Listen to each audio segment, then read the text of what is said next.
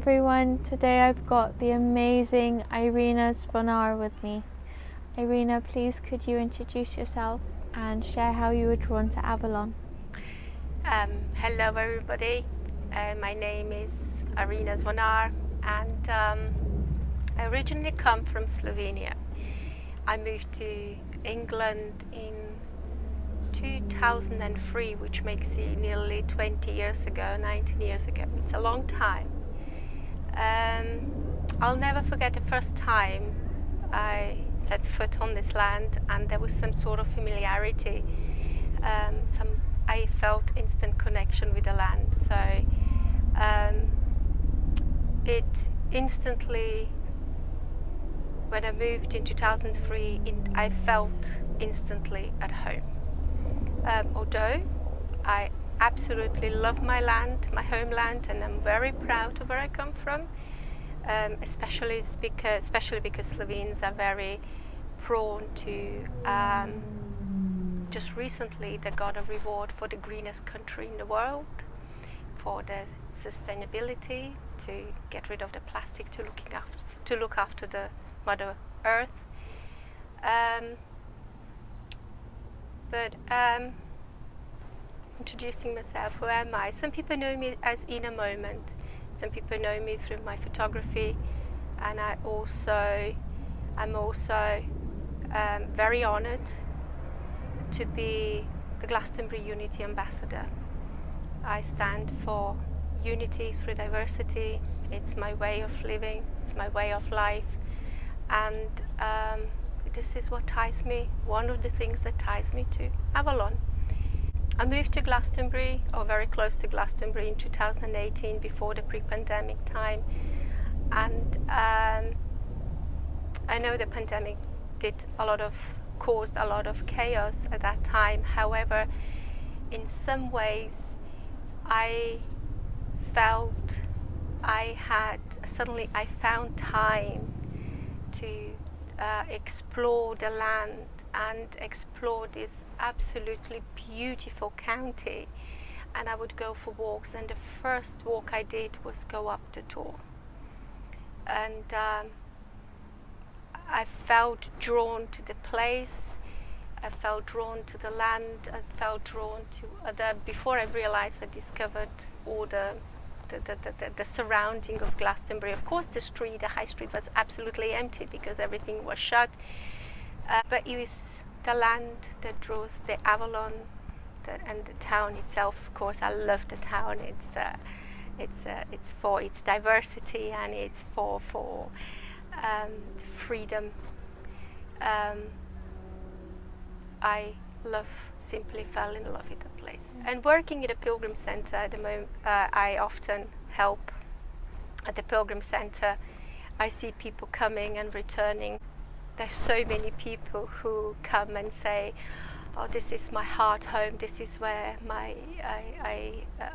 they have soul connections to the place," and I totally get them. I totally understand. I feel very lucky and privileged to be living here, close to Glastonbury, and I never dreamed of being here. It was in 2002, before I actually moved to England. I had a quick visit through Glastonbury, and I remember we were sitting down at the bottom of High Street having coffee, and this group of young men came, dressed all in black, painted faces red and with horns on their heads, and people walking with elves' ears and stuff. And I thought, like, oh my God, I came into crazy town.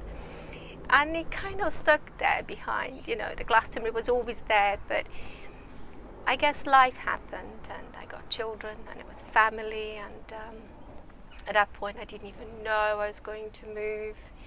And in 2003 I moved to Northampton, and for 15 years it was dormant, Glastonbury. And then the opportunity arose, and there you go, I'm here. And I'm so glad to be here, so glad. When I was first asked if I would move, I didn't think it instantly. I knew, yep, this is my time. This this time is my time, and that certainly is. In the last 4 years, this was my time for growth, to be who I always wanted to be. And that's what I love about Glastonbury, and love being here, because it feels I'm on a self-discovery and a journey of self-discovery, of stripping the layers off and be who I always was meant to be. I think many people would say the same, isn't it? It's a place where there's no judgment. It's a place where wherever you come from, no matter your beliefs, and that's what I love about Unity Candle. It's that constant reminder, doesn't matter where you come from, your beliefs, or part of the world, we are all part of the one. We are all this beautiful family on this beautiful earth, and the Unity Candle reminds us to be open, caring, loving towards each other. And that is Glastonbury, that is what Avalon and Glastonbury is to me. How do you experience and express your spiritual path in Avalon day to day? I think I can just carry on what I was saying already. It's I go out. Nature is my temple. Walking on this earth it's every step we take, it's a sacred step. It's being gentle towards yourself, is gentle towards others, gentle towards nature. It's something, embracing who we are, embracing everyone. I think this is how I am trying to live, or I was trying to live my whole life. Perhaps I didn't have always the opportunity to show this, because of not everywhere people are so acceptable to changes and open-minded. Where I come from, you certainly couldn't talk about God as a female. Growing up in a very Catholic orientated country where it's over 80% of Catholics, so it's you can just imagine. However, I didn't have just bad experiences. I didn't really have a bad experience. It was just me questioning things, and you weren't allowed to question. But there was part of me, and that part is, now that it's open, that it's embraced, embodied, I live it every day, is that be who you were meant to be, connect with the nature, connect with people, recognize what people need, help them out, and spread the light, spread the love, spread the beauty. I use my camera and my dog to go out for walks. Every time I'm very touchy-feely person, so I have to touch the grass, I have to touch the leaf, I always look up to the sky. So spirit is always within us, is always around us. We are just sometimes too busy in our everyday life to recognize that, and we forget. But once you awaken, I think it's very hard to go back to sleep, isn't it? And that's what I do. I'm very grateful for, I start my day, it's something I trained myself to do. It's showing gratitude, why I'm here. Just grateful. There's so many things that we can be grateful for, we just don't say the grace. And that's definitely something I practice every day, gratefulness, gratitude. And and then coming into Pilgrim, I often help doing the silent minutes for peace and unity around the world. and just helping people and just be there for people and hold the space for people. And there's so many ways, really truly so many ways, but I take this as who I am. I don't label myself, oh, I am this or I am that. If anything, I'm stripping off labels and try to be myself. And again, I'm at the right place to be myself, It's not always an easy process because you have to go through the healing process.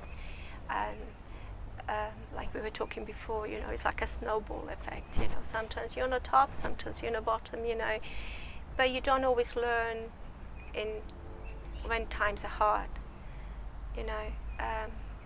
Showing appreciation, gratitude is also times where times are good. You need to recognize them, and that gives you the greater consciousness and awareness. So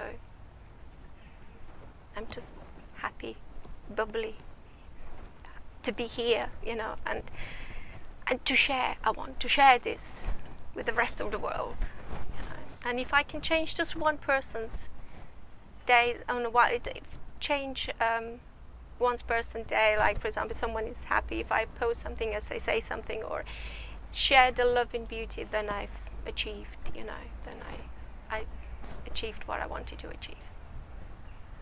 But don't forget to make yourself happy, that's very important. What does goddess or divine feminine mean for you? Oh, it's a huge thing. But there's feminine and masculine energy in everything. There's balance in everything. Since I was little, I said we weren't really allowed to ask questions, but I remember being quite young, and I would say, why does the god have to be a male?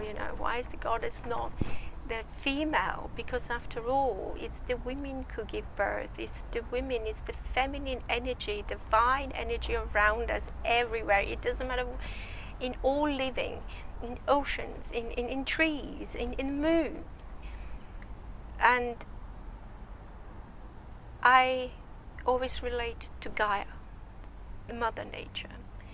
Mother Nature is the provider, and we are part. What we see in Mother Nature, we also hold inside. It's the energy. It's the what we feel inside, and we embrace that feeling inside. And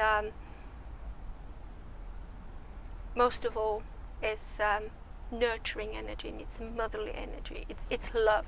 It's without it, would be without a meaning, isn't it? There's love is it's all about love, and where there is love, the life flourishes. Without that is the balance. There's need to be balance. Divine is right balance of. There is no light without darkness. There is no sadness without happiness. It's all to do with balance. And to embrace feminine energy means that doesn't make you weak. It only makes you stronger. Gentleness, when we allow feminine come into our core, and we recognize in our core, we also recognize that there is something greater, and we are part of that something greater. And it's a beautiful way of living. It's appreciation for sacredness, for every single life is a sacred life. And divine feminine, divine light helps me to understand that sacredness and to live it, and to helps me to on my path I learn how to embrace life. So I'm not a priestess. However, every woman holds the wisdom. Every woman and man, not saying everyone, holds wisdom. Everything holds wisdom. We just need to tap into our intuition and look for that wisdom. Because sometimes we just know things, we just say, where does this knowledge comes from? It's passed on from our ancestors, it's passed through the energy. We just know, intuitively we know. And when we learn to listen to that inner voice, we also embrace the divine that is within us. Everything is within us. Everything starts from within us, but I'd like to believe that we are part of greater. Absolutely. This year at the conference, the theme is the Sovereign Lady of Avalon. What does sovereignty mean to you, and how does living in Avalon empower you in your sovereignty? Everything is about sovereignty this year, certainly. What a big word it is. Sovereignty to me is the key of awakening. It allows you to be who you truly are, or who you were meant to be. We're all kings and queens, our own kings and queens. And to be that, we have to claim that part of our lives, of our creations, of our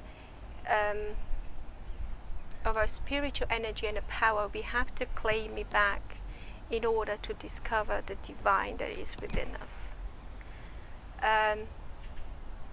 We have all been granted this very huge, the biggest gift of all is free will. And to use the free will, I think you have to be quite brave, which means that you have to tear down the walls, you have to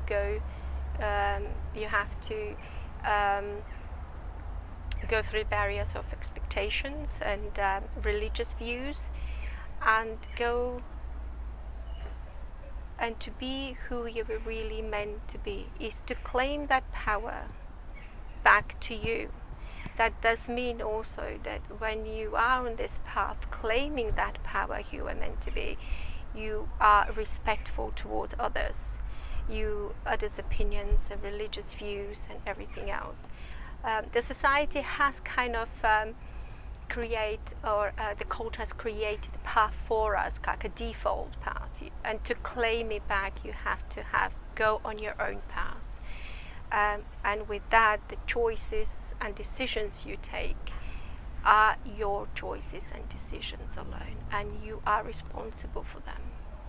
So with sovereignty doesn't only come freedom, also comes responsibility for your own choices and decisions. That's what it means to me. And in Avalon, right here, like we mentioned before, allows you who you are, who you were meant to be. It gives you that sovereignty. It embraces you to be fearless, to be authentic you, to express yourself, to be inspirational, to be creative in the purest way. But with that also comes responsibility. I could probably go on, but that's basically what it is. It's claiming the power that we have given, that I have given away, the spiritual power, the spiritual energy, parts of my life, to claim them back. And I am my own queen. Oh, Irena, that was so beautiful. Thank you, Ria. Thank you for having me. Thank you so much for your time. Thank you you for your words. And on behalf of everyone that's watched, thank you. Thank you. I'm really looking forward to it. It's my first conference, so I'm really excited. I will join as many things as I can. But yeah, it's my first time, and I'm really, really looking forward to it. So it's 2018, I moved, and I think it was just 1 year, and then it was the pandemic time, and last year I missed it, but this year I am not, certainly not. Yay! We'll see you at the conference. Thank you.